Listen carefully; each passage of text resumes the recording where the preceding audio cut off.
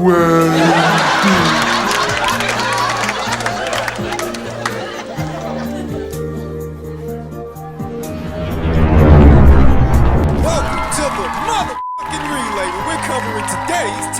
Okay, we'll start with this. Well, Bobic slams Filip Hrgovic over rumors of Olympic run at Tokyo.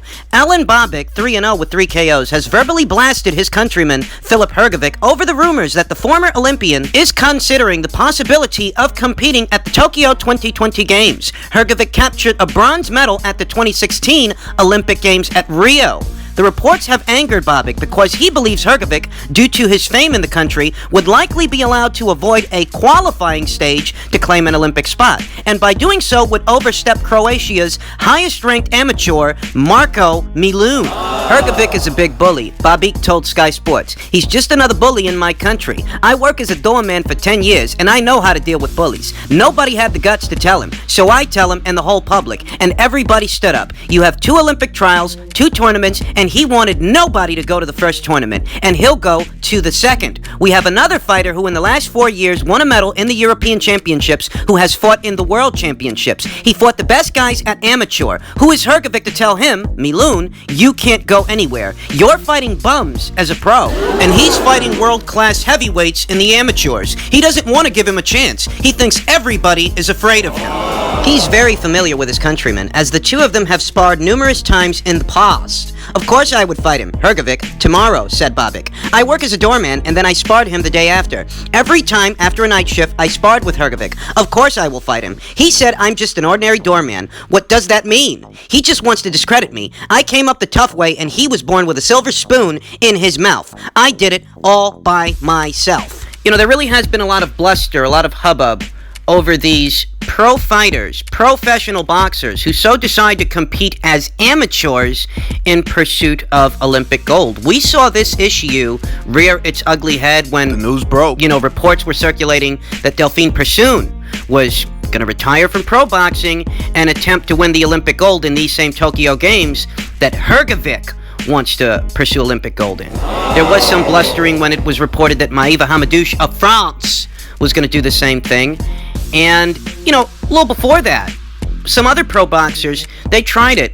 And I'm very ambivalent when it comes to this issue. I am, because the pro game does not necessarily mirror the amateur game. They're different beasts. Kinda, yeah. You know, the amateurs, they're only really competing for a quarter of what is a championship boxing match. They are. I mean, it's not even a 12-rounder, you understand. And in that way, depending on the boxer's tendencies, a guy who's a late starter, like a Badu Jack, for example, well, he really wouldn't be cut out for the amateur games because you've got to come out guns blazing. You know, the amateurs are more about activity. Focus on that. I mean, there is a focus on that. And if you're the kind of fighter who needs 2 to 3 rounds to really get into a groove, get your rhythm and a sweat going, well, that don't favor you in the amateur ranks. Essentially, it's a feeling of whatever you did as a pro boxer does not guarantee success in the amateur ranks. I mean, Hassan Endam tried it. You know, he tried to qualify, and he didn't. He's a pro boxer. For this reason, I am a bit ambivalent when it comes to these pro boxers that try to compete as amateurs. That there does seem to be a conflict of interest in there. Kind of. But the notion that pro experience will carry over into the amateur ranks, well, that's a tenuous notion at best. Don't guarantee success. Case of Filip Hrgovic, a guy with 10 professional fights, 8 professional knockouts.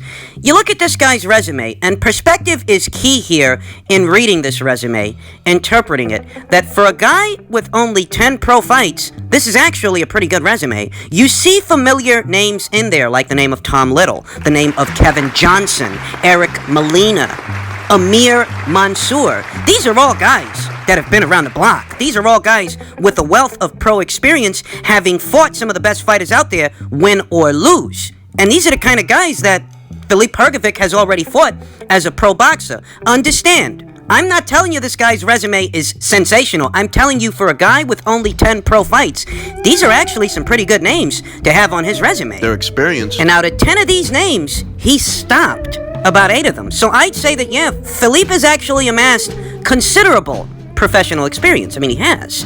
But has he established himself as a world-level guy? The answer to that question is no. Has he established himself as some kind of world champion? Has he even really crossed over into contender status? And the answer is no. At this point in the juncture, Filip Hrgovic really is more of a prospect than a contender. I mean, that's where he is right now as a professional boxer. So how you view him potentially trying to compete in the next Olympic Games, you might want to consider that before you levy any criticism that this is a guy who hasn't really made his mark as a professional. Not yet. I think he debuted back in 2017. Hadn't even been around that long. So, I'm not going to lose any sleep over this guy trying to pursue Olympic gold because he hasn't, achieved much as a professional yet. I mean, he really hasn't. But yet the other issue with this story is that Filip is attempting to use his local celebrity in Croatia to skip ahead of the line. And there's really something to talk about. That, you're a pro boxer now. That's what you've been doing. You shouldn't get to cut ahead in the line ahead of other guys who have been competing as amateurs consistently. You shouldn't get to cut in the line ahead of those guys just because, you got a little bit of celebrity. You're a big fish in a small pond. So there's another conflict of interest there. And it's curious because if Filip pursues this amateur dream of achieving Olympic gold, if he does this, he forfeits the opportunity to fight for the green belt for the next 2 years. Mauricio Suleiman has made it crystal clear to any pro boxer ranked within the WBC's ranks or who aspires to be that you go competing as an amateur trying to get Olympic gold after you've already gone pro, and you're not going to be able to fight for the green belt for at least 2 years. Filip would be effectively taking himself out of the running for the green belt, which is currently in possession of Deontay Wilder, though that could soon change. Better still, you would be taking yourself out of the running for a match with that guy for that belt. Now, I want you guys to understand that this is not unanimous. This is not across the board. Not all the alphabets are in agreement when it comes to these pro boxers who want to compete as amateurs in pursuit of Olympic glory. Both the WBA and the WBO support these pro boxers that are pursuing these goals, where the WBC does not. So the door's not completely closed for Hrgovic to fight for a world title whilst, simultaneously pursuing Olympic gold. And let's face the facts. The money man of the division, the biggest name anywhere at heavyweight, Anthony Joshua, he just so happens to hold those 2 world titles. So while the door might be closed for Filip Hrgovic to pursue a fight with Deontay Wilder for his green belt, it's not closed for him to have a money match with Anthony Joshua. I think that ambition has a lot to do with why Filip is going about things this way. From where he's sitting, he figures, why not? I just started as a pro about, 2-3 years ago. I haven't done very much yet. If I can win an Olympic gold medal, if I can do it, then I will do it. I think that's what it is. And whether or not someone takes issue with that, I really think it depends on who you ask. Because from where I'm sitting, I wouldn't lose much sleep over it because Filip hasn't done very much. He's not a world champion. He's not proven as a contender even. He's only been around for 2-3 years as a pro boxer. And while he's showing all the signs, given the people that he's fought so far and how he dispatched them, while he's showing all the signs of what could be an elite level pro boxer, he hasn't actually proven that yet. I think that, some countries, more than others, historically, have produced Olympic gold medalists. Whereas in the case of Croatia, and in the case of the sport of boxing, perhaps it is Hrgovic's ambition, his dream, to bring back a gold medal, to become a gold medalist for his country. And that might be why he maintains that desire to compete in the Tokyo Games to win the gold, where, he's already competed in one set of Olympic Games and won the bronze. Maybe he feels that he can do a little better than that this time around. I mean, that's possible as well. And like I said, this guy hasn't done very much as a pro boxer. He's only been around for a little while, and he's fought a decent level of competition for a guy with only 10 pro fights, but that's relativity. Hrgovic is not established as a world-level contender or champion, so I'm not going to lose much sleep over that. But I do feel that he shouldn't be allowed to skip ahead in the line due to his celebrity. Wherever he gets to should be based on his ability to perform. No more, no less. In other heavyweight news, it has been reported that Charles Martin is going to be squaring off against Gerald Washington in what is an IBF Eliminator, February 22nd, on the undercard of Fury versus Wilder 2. And I have to say that as far as undercards go, this is a pretty shit undercard. Yeah. I mean, initially the reports suggested that what we were going to get was a PBC versus Top Rank kind of undercard. There were those conversations, but that story didn't pan out, and that's really not what we're getting.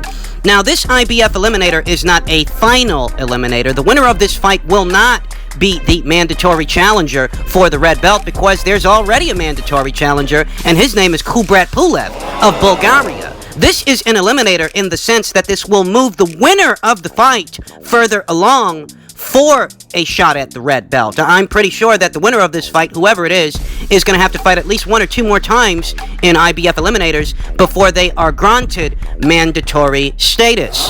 And Anthony Joshua, Kubrat Pulev, those guys have got till the end of the month to iron out a deal. They're working on the clock. Whenever their fight takes place, it will be a year from the date before Anthony Joshua has to satisfy another mandatory for the IBF, assuming he wins against Kubrat Pulev, though I'd give him good odds to do just that. Yeah, he could do it. But, just back to this undercard for what is Wilder versus Fury 2, Charles Martin, Gerald Washington, making an appearance on it. It's shit. This really is a shit undercard for a pay-per-view. I mean, it is. And the role of a good undercard cannot be understated when it comes to a pay-per-view fight where you're charging the boxing community at large $75, really $80, better still. The role of a good undercard can't be understated because even if the main event isn't as scintillating as you'd like it to be, the undercard can spruce it up. It's like putting culottes and a set of curtains on it or whatever, I mean, it can help sell it. Help sell the card in its entirety. I have to say that the undercard for Vargas versus Mikey Garcia is looking a hell of a lot better than this thing. And Vargas versus Garcia, that ain't no pay-per-view, you understand? It's not going to cost anybody $75 to see that. Much like the undercard for Wilder versus Fury 2, all the particulars, they haven't been ironed out.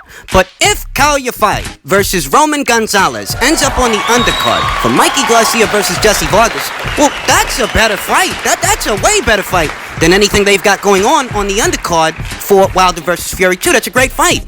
And on the Vargas versus Garcia undercard, you're also going to get to see the appearance of Joseph Parker.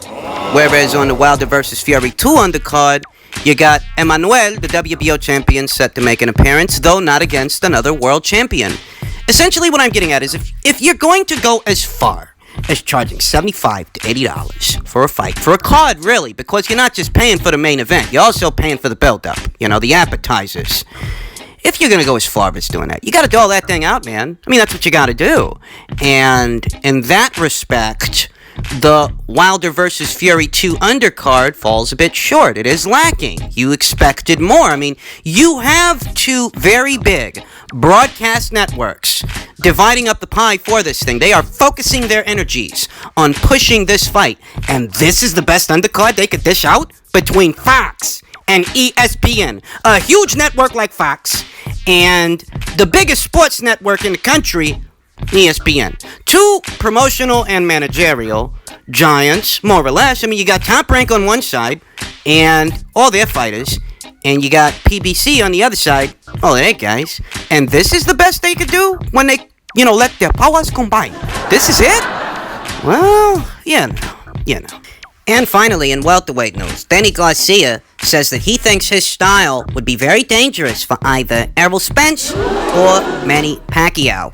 He talked about how, he's got a new strength and conditioning coach who's helping him target different muscle groups, and that, Errol Spence, as far as Errol Spence goes, he's not the hardest guy to hit, with the way he stands in front of guys. And that against Manny Pacquiao, it's Danny's counter-punching that would pose the greatest threat. And I think he's referencing the counter shot, the famous counter shot heard around the world that, floored and knocked out Manny Pacquiao when he fought Juan Manuel Marquez for the fourth time. I do happen to think that he, like many others, has that in mind when it comes to Manny Pacquiao and his quote-unquote vulnerability to counter shots, to being hit with punches that he doesn't see. And I think what gets lost in translation whenever that comes to mind, whenever that's a topic of discussion, is that Juan Manuel Marquez had already fought Manny Pacquiao 3 times prior to that fight. Okay, he knew his man. He'd been in the ring with him many times before, many rounds before.